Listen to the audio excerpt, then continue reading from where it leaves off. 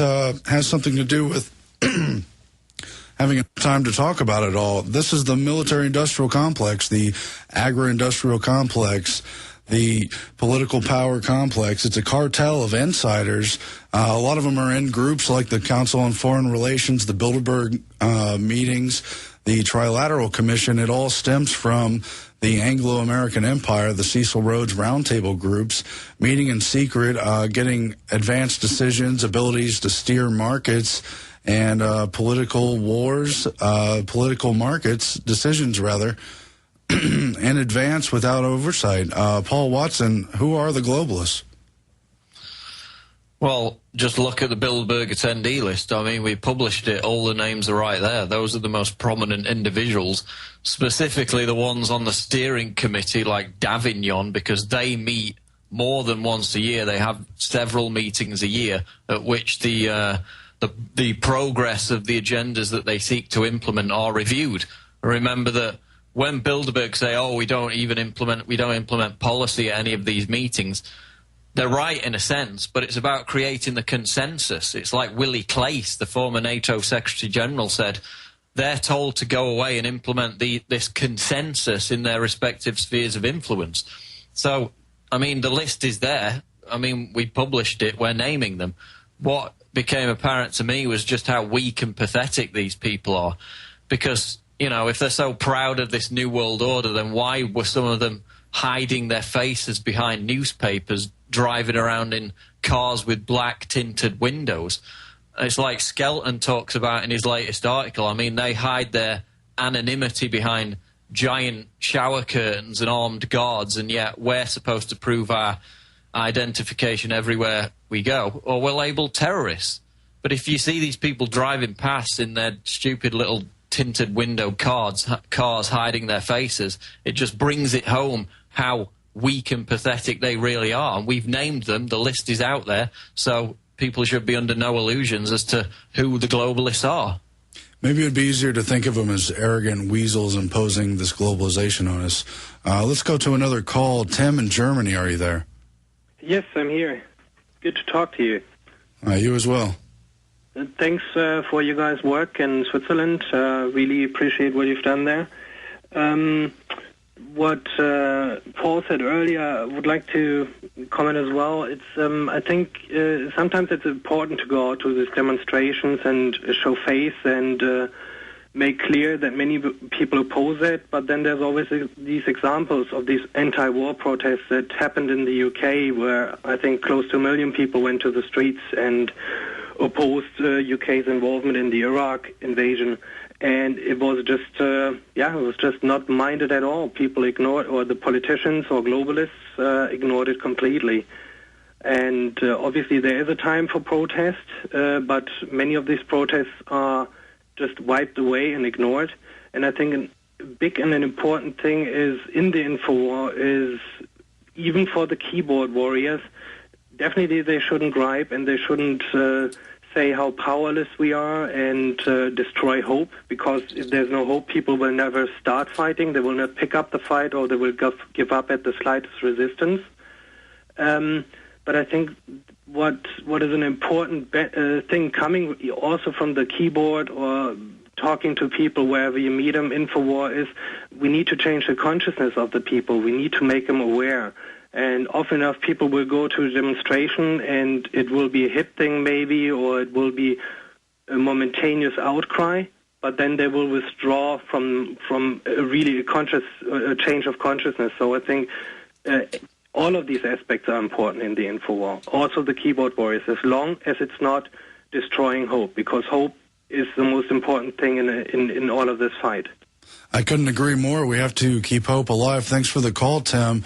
Of course, in the case of Bilderberg, only a few years ago, the meeting itself was never reported in newspapers, maybe 4 times over 50 years.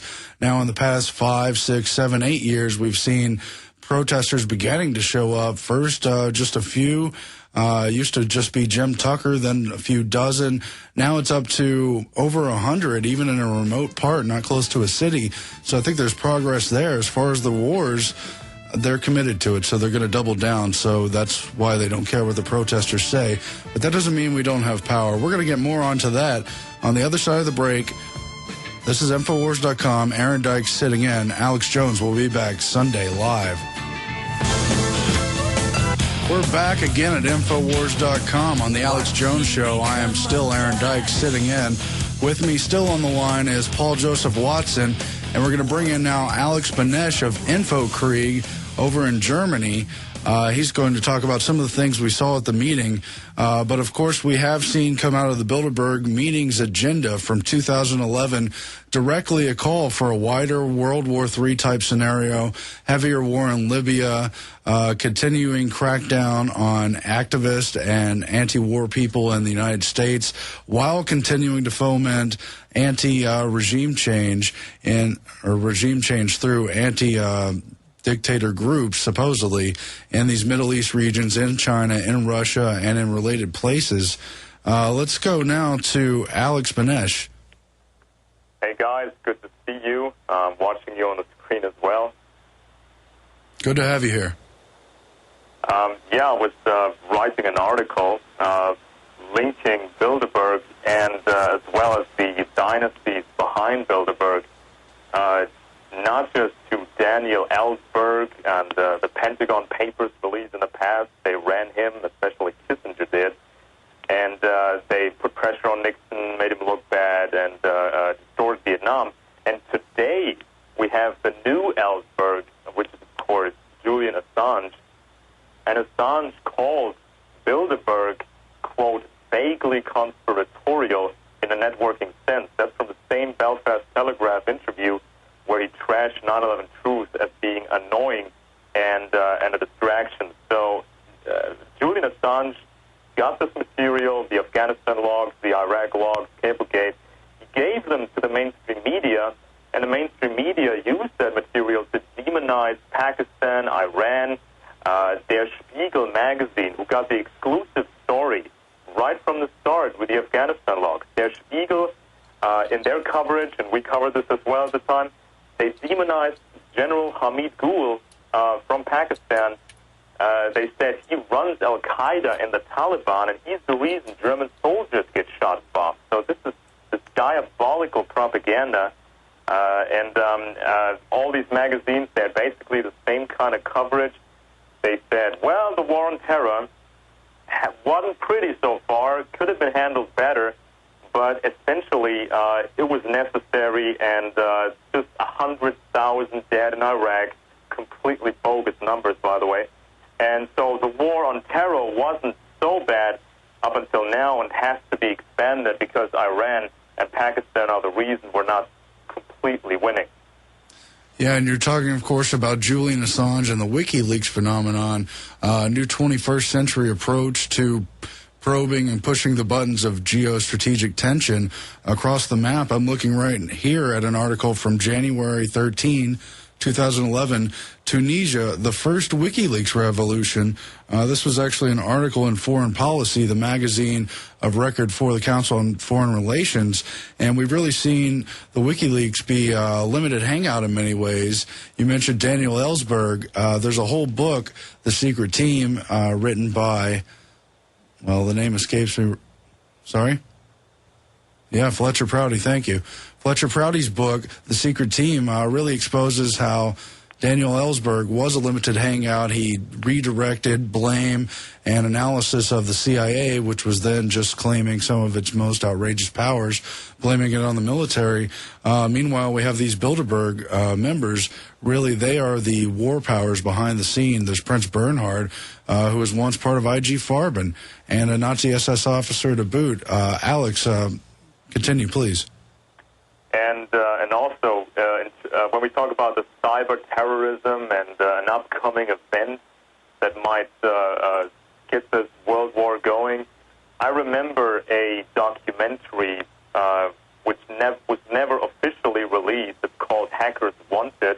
It leaked on the internet, so you might want to check this out. Hackers Wanted, and it focuses on a hacker called Adrian Lamo, who's of course connected to this whole WikiLeaks affair. Lamo, he's the guy who supposedly betrayed the source, Bradley Manning, to the government, and Adrian Lamo seems to work for Homeland Security as well. And in this documentary, you see a couple of, a couple of counter-terrorism government officials, and they say now is the time hackers start joining the U.S. government because Al-Qaeda or some foreign country might come after us with a two-pronged attack.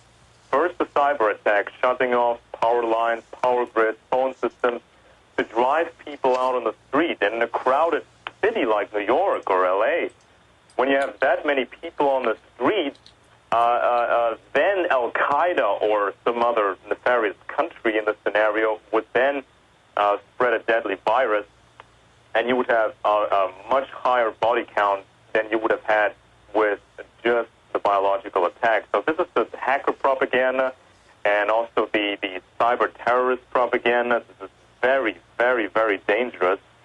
And also, if you look at this entire WikiLeaks situation, you see that from the chat logs between Bradley Manning, the alleged source for many of those WikiLeaks releases, and hacker Adrian Lamo, in the chat logs, Manning talks about the kind of software he used. He said, I was using Tor, the anonymizing system, to communicate secretly, and by now we know that Tor is majority funded by the United States government. They have a huge budget, and they produce these kind of anonymizing privacy programs and networks, and they want to use these networks for groups, dissident groups in Iran, in all these countries. You can look that up. You can find that very quickly.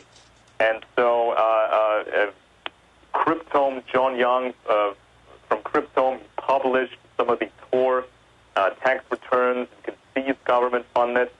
And so you might think the government would put in a backdoor in this, and the lead programmer, one of the lead programmers, Jacob Applebaum, he talked about, there's some backdoors in it and some weaknesses. We've known about them for a couple of months now. And we heard Iran is using deep packet inspection now so they can actually track and block Tor, meaning they can potentially find out who the dissidents are. This is an entire complex, an entire web of government-sponsored groups and hackers and what I call data laundering. So you had these Afghanistan logs, the Iraq logs, Cablegate, and then somehow they ended up with Bradley Manning, and somehow Bradley Manning transferred them to WikiLeaks, and now this material seems to be believable and a lot more pertinent because it doesn't come from the government directly. It's supposed to be inside information. Well, Alex Benesch, thank you for that analysis. I want to get back to Paul Watson as well and get his take on it. But looking forward, we, of course, have this week here in the Financial Times, hackers claim CIA website disruption. For those of you who just joined us, only days after getting a cybersecurity alert out of the Bilderberg meetings, we're seeing a CIA website and a host of other sites, Sony, Nintendo, Australian broadcasters, and more among them, going down. Who does that really benefit? Does that really harm the CIA when they're partners in crime? The NSA really want to bring in greater internet control and prepare us to accept a cyber false flag attack when really it's not even clear how vulnerable the system would be. In the past several years, I believe for the past 4 in a row, we've had USA's General Keith B. Alexander, director of the NSA, at the Bilderberg meetings, meeting year after year on cyber terrorism. Paul Watson, I really feel like they might be planning something. Could it help with this Middle East agenda as well as the domestic clampdown? Well, that's precisely what they're planning. And I mean, remember, this whole cybersecurity agenda was founded on the boilerplate hacking example of the Stuxnet, which, of course, later, as the New York Times reported on January 15th, 2011, they said that the virus was designed as an American-Israeli project to sabotage the Iranian program. And then Ralph Langner bragged at the big TED conference where all the globalists attend, and Bill Gates, that yes, it was Israel and the United States, with the United States being the leading party in launching that Stuxnet attack. So they're the ones behind it, and they're going to be behind